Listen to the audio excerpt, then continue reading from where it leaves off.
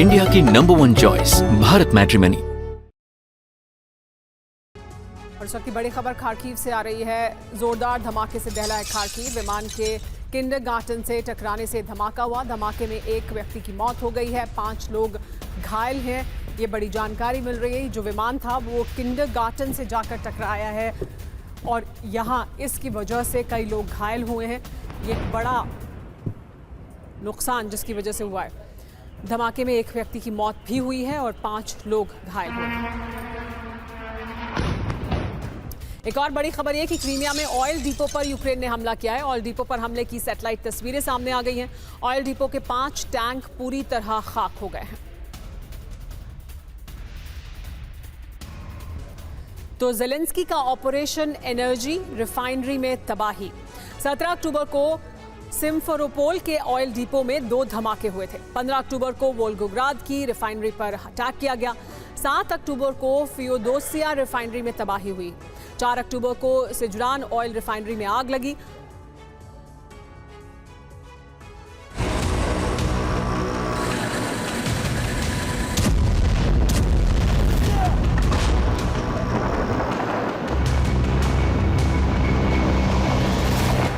रूसी मिसाइलों ने बिजली सप्लाई करने वाले स्टेशंस को मलबे में बदल दिया है।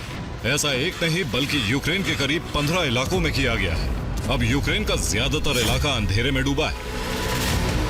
पानी की सप्लाई भी नहीं हो पा रही है। ऊपर से बर्फबारी ने ये सिग्नल दे दिया है कि यूक्रेन के कोहराम में अब बहुत अधिक दिन नहीं बचे हैं।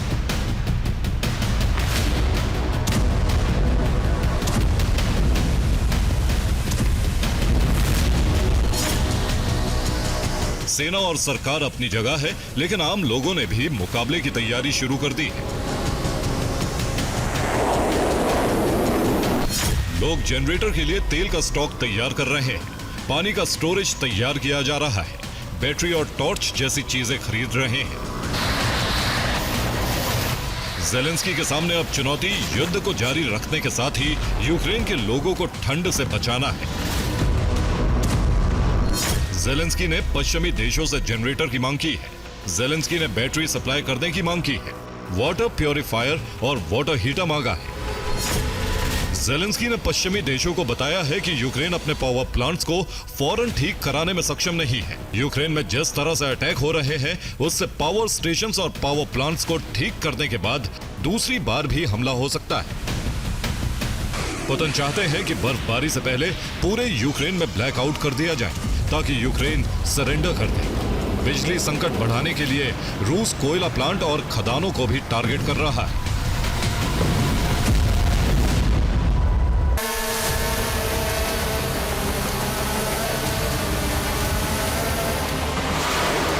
हालांकि ज़ेलेंस्की का दावा है कि रूस को भी यूक्रेन जबरदस्त नुकसान पहुंचा रहा है। 1500 किलोमीटर दूर तक रूसी रिफाइनरी को भी रूस अब बचाने में नाकाम हो रहा है।